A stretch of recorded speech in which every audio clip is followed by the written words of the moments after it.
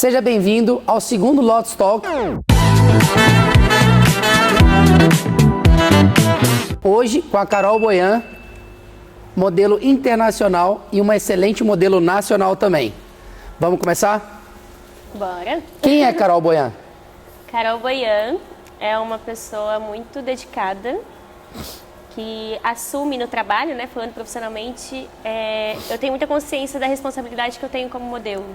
Então eu não me contento com entregar o mais ou menos para os meus clientes. Eu vou sempre além. Eu sempre tento ir, a cada job eu tento superar.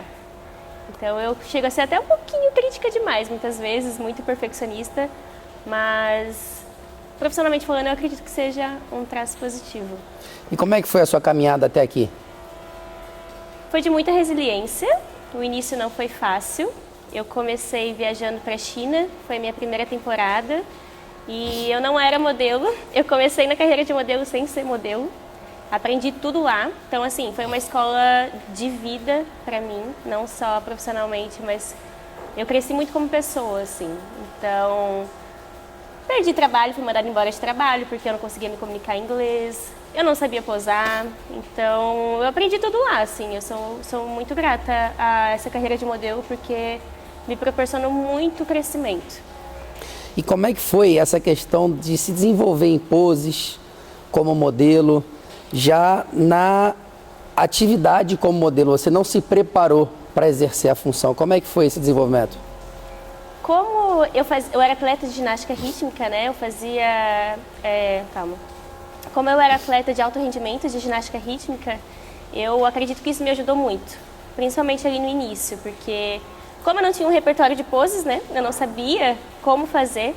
Eu sempre fui muito visual, assim. Então eu observava muito as modelos mais experientes, aquelas que eram selecionadas pelos clientes. E de certa forma eu acho que, olhando hoje, eu acho que eu via como uma dança. E eu tentava aprender como se fosse uma coreografia, como eu fazia com as minhas séries. Eu tentava pegar as melhores poses e assim aos poucos eu fui montando meu próprio repertório. E na China, não tem lugar melhor do que a China para você praticar, né? Para você colocar em prática as poses, porque lá o volume de trabalho é muito grande, o ritmo é muito intenso. Carol, o que você diria para uma modelo que está começando agora a carreira internacional ou nacional e ela vai participar de um casting? Como ela pode ter maior chance de aprovação? Assim, não tem garantia, né? Até porque quem escolhe é o cliente. Então a gente não sabe qual é o perfil que ele está procurando, enfim. Mas uma coisa que para mim sempre funcionou muito bem, que eu sempre fazia, é quando a gente fazia os paredões ali com as outras modelos da agência, eu estava sempre com muita postura e sempre mantendo muito contato visual com a pessoa que estava selecionando. Sempre com um sorrisinho no rosto, com um olhar, sem piscar, sem me distrair com coleguinhas do lado. Tipo, eu via muitas modelos conversando, ou gritando no cast, ou nem estavam na fila, distraídas, com fone de ouvido. Então, eu vejo que passava uma imagem mais profissional, né? Eu acho que isso me ajudou muito. E também uma outra coisa que eu sempre levei pra mim, que muitas vezes algumas agências até não recomendam, que é ir arrumada pro casting, né? Na China, eu percebia que as modelos que iam mais arrumadas, elas geralmente eram selecionadas. Por mais que é legal você estar com uma maquiagem mais neutra e tudo, mas quando eu ia já meio montada, eu sentia que talvez pelo volume de modelos no casting, eram muitas meninas para eles olharem, quando eles viam alguém mais produzida, com cabelo feito, uma make com um gatinho no olho, eu sentia que eles já conseguiam visualizar como que seria no dia do trabalho. Eu acho que a roupa também é importante. Eu sempre ia com cores, não de preto, que é o padrão, né? O modelo geralmente vai toda de preto. E eu geralmente ia com cores. Eu lembro que isso, na minha cabeça, me ajudava a me destacar. Assim. Principalmente o vermelho na China, né? Exato. Bacana. E quanto a Lotus, como é que a Lotus entrou na sua carreira? O que a Lotus te ajudou, né, no seu desenvolvimento? Em tudo, né? Eu vejo que é muito importante ter uma agência também que você confie.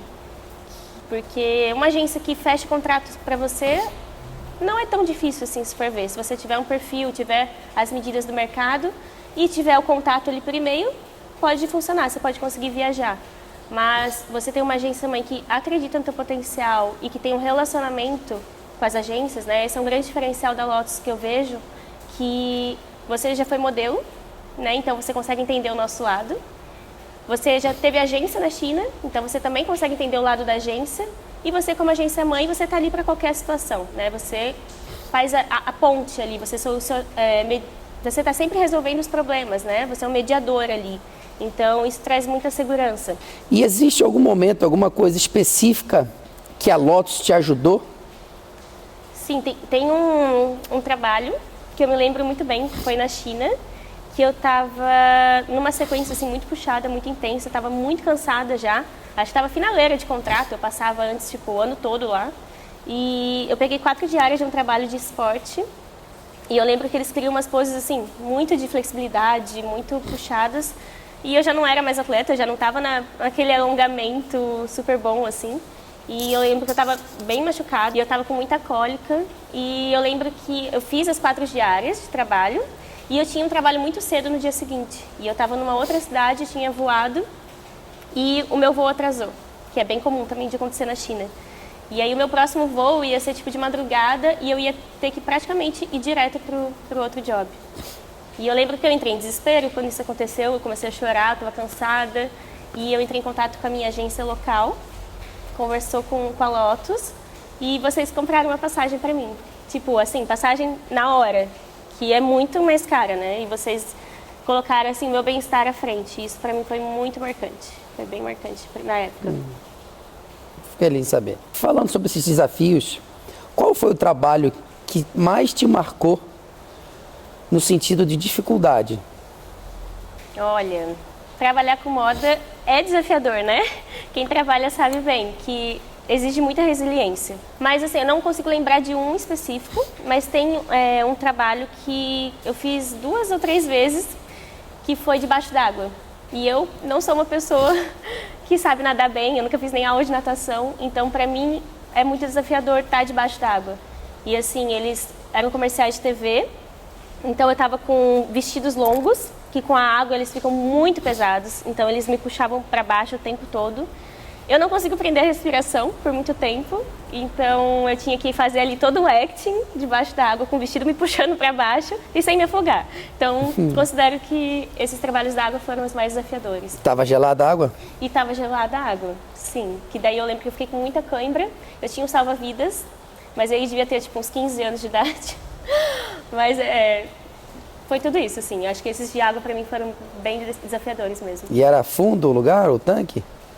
Eram. Na verdade, o primeiro que eu fiz era com água bem gelada e o segundo era uma água mais quentinha, assim. Mas era fundo o tanque. E esse trabalho foi no mercado internacional? Foi na China. E agora, falando do mercado nacional, qual foi o mais marcante, mais desafiador?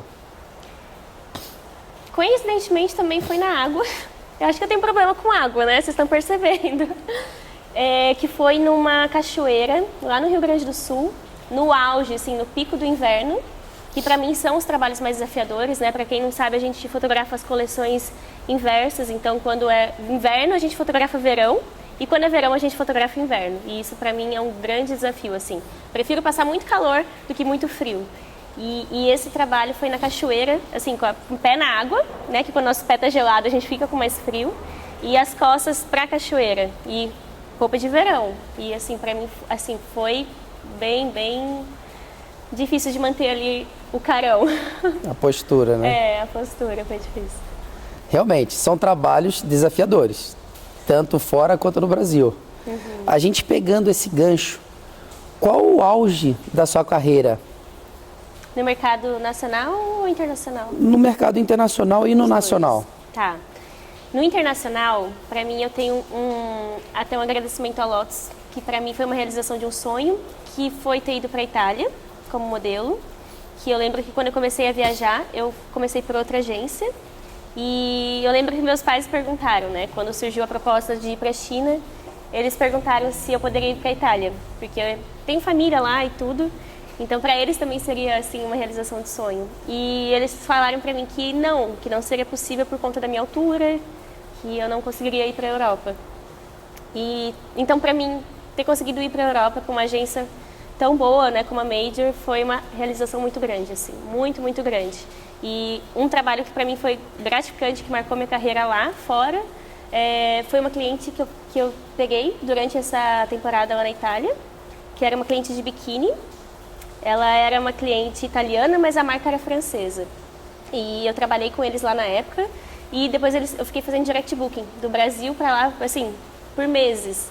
Então isso foi muito, assim, eu me vi muito feliz por muito tempo, assim, sabe? Muito realizada profissionalmente. Que bom. E no Brasil, The Mills, que pra mim é uma marca que eu, assim, cresci com os catálogos da The Mills. Então, eu fico muito feliz de fazer parte dessa família que é a The Mills. Hoje a gente tem um relacionamento super bacana, assim. E, inclusive, eles me acompanharam até nessa fase pós-maternidade. Continuo com eles, então eu fico muito, muito realizada. E também foi Nivea, que eu gravei no Brasil, para desodorante, uma campanha global. Que a gente sempre brincava até que eu tinha que fazer uma campanha de desodorante, era um sonho para mim, assim. E ter feito foi muito legal, foi muito especial. A gente está falando sobre o auge da sua carreira. E quando veio a pandemia, como é que você se adaptou? Olha, eu que me vejo assim, eu amo trabalhar, eu amo estar viajando, fotografando, é algo que eu gosto, assim, dessa rotina agitada. E quando veio a pandemia, por um momento foi um baque, assim, né? Tipo, e agora? O que eu vou fazer? Eu preciso continuar fazendo o que eu faço para não deixar esfriar até, mesmo as poses, assim, né? Eu vejo que quando a gente para um período, dá uma esfriada, dá uma esquecida. Então, eu me vi numa necessidade muito grande de manter isso de alguma forma. E como tinha muito mais tempo vago, eu comecei a ensinar poses. Estava na época do TikTok, eu vi ali o TikTok e falei, poxa, eu vou começar a gravar uns videozinhos de dicas de poses. E assim, sem esperar nada. E foi uma época que estava todo mundo em casa, o TikTok estava ali no início, então eu surfei bastante essa onda, eu consegui gravar muito conteúdo, eu gravei mais de 100 vídeos, fácil, assim. E foi muito, muito legal de gravar, assim, porque comecei a receber muitos comentários, a galera interagiu bastante. E eu descobri que eu amo ensinar. É algo que eu gosto muito, assim. Talvez porque meus pais são professores, né? Os dois, talvez esteja aí no DNA. Mas... E eu tenho uma paixão por poses também. Então, eu continuei até voltar aos trabalhos, assim. Aí, eu lembro que Santa Catarina voltou muito rápido, né? A gente achou que fosse parar por muito tempo, mas os e-commerces nessa época, assim, ó, começaram a vender muito. Então, ao invés de fazer aquelas campanhas muito grandes e com várias roupas, eles começaram um fast fashion, assim, começaram a fazer campanhas mais curtas, cápsulas, para poder vender e jogar tudo no e-commerce. Passado ali o período que ficou todo mundo em casa, a gente foi voltando aos poucos, né, o trabalho, e dali para frente eu não consegui mais estar mantendo, assim, os vídeos, mas o mercado estava bem aquecido, então eu fui voltando ativa. Mas isso também, esse período também serviu para mim para eu entender o que eu pretendo, quais são os projetos que eu pretendo desenvolver. E o curso de poses é algo que virou um projeto muito especial para mim, assim. E eu vou fazer ele ainda, e também um e-book para modelos, né, ensinando, dando dicas, preparando, porque eu vejo que hoje a gente está vivendo o melhor momento, né? As modelos hoje que querem começar a carreira, elas conseguem estar se preparando na internet. Tem muito, muito conteúdo, coisa que na nossa época não tinha. E eu me sinto responsável por contribuir com isso também, sabe? Não guardar o conhecimento que eu tenho para mim, mas poder compartilhar ele, assim, com quem está começando. E esse curso de pose, você pretende desenvolver ele só para modelo ou para mulheres em geral?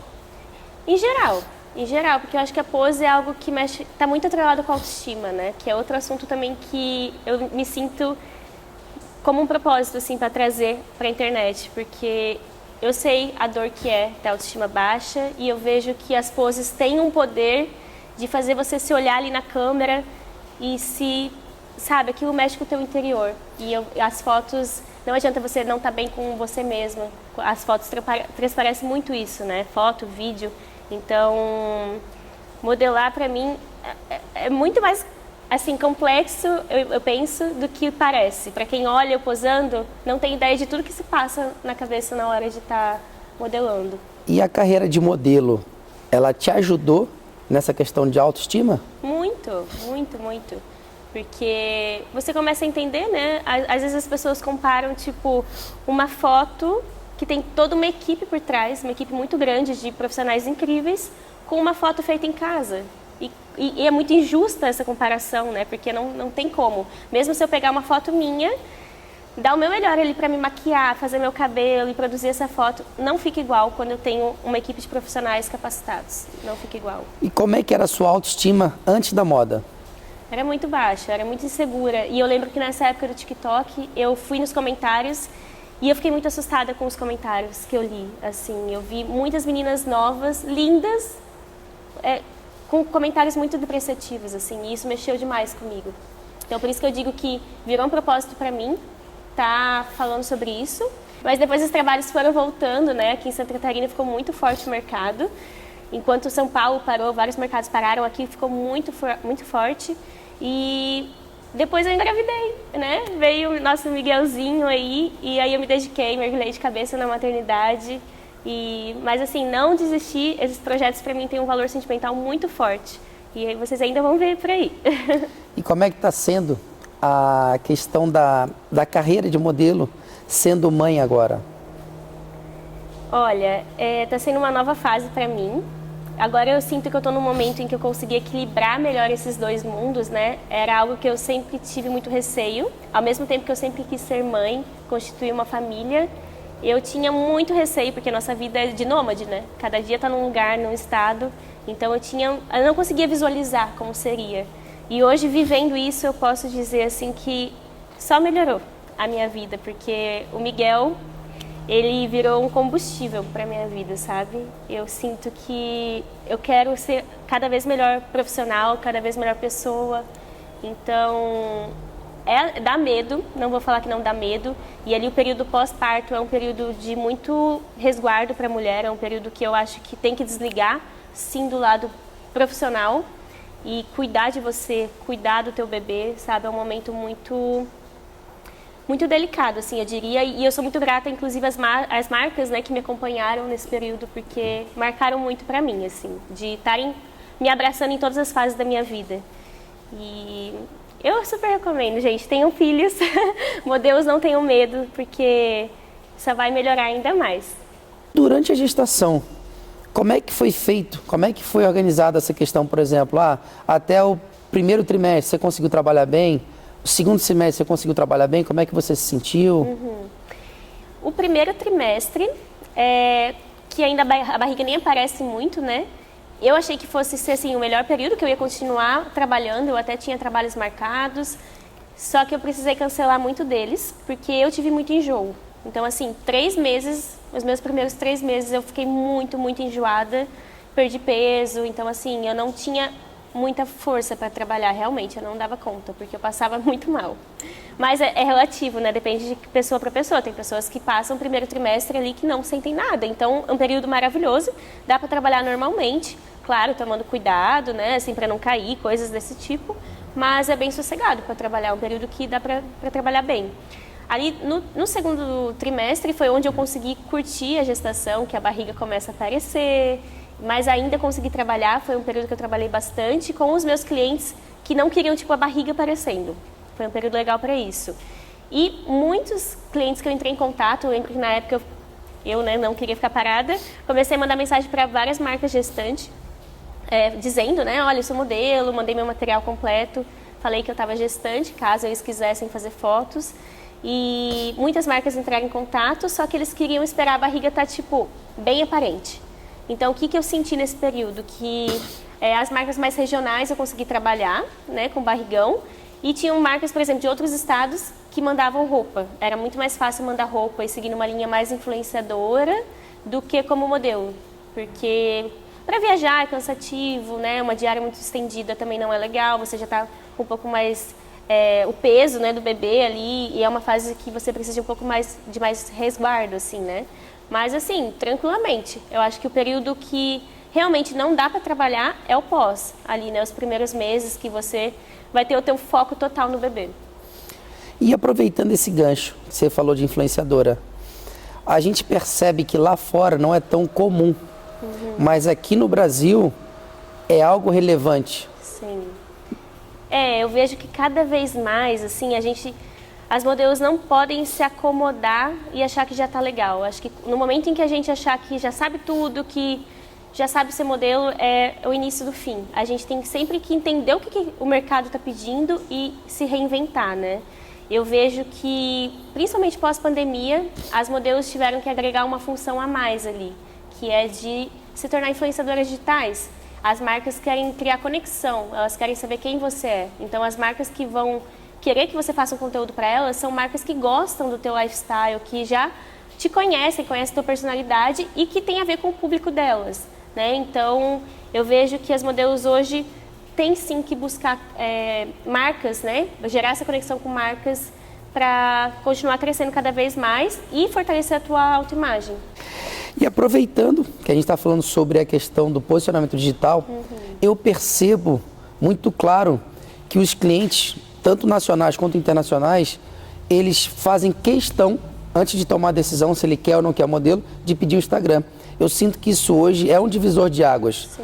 Não é um plus, não é uma coisa a mais que a modelo. Isso aqui é uma coisa que a modelo ela tem que cuidar muito bem das suas redes sociais. Sim, qualquer profissão, né? Hoje em dia, se você não aparece, as pessoas nem sabem. Você pode ser o melhor.